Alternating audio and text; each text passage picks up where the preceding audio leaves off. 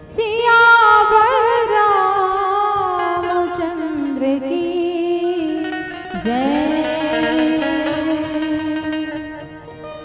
दो दिन की जिंदगी के कायगा ठिकाना,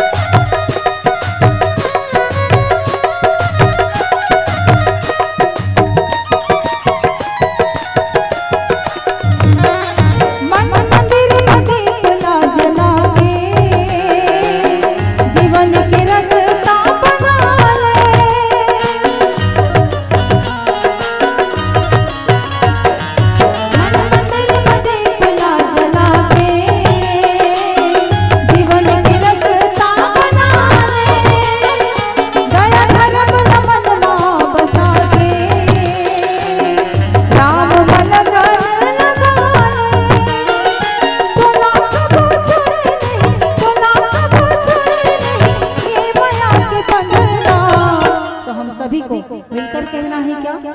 सभी लोग दोनों हाथ ऊपर, जय जय श्री राम, जय श्री राम। और मीठी मीठी तालियों के साथ गाने गाने गाने सिया राम ना, गाने गाने गाने सिया राम ना।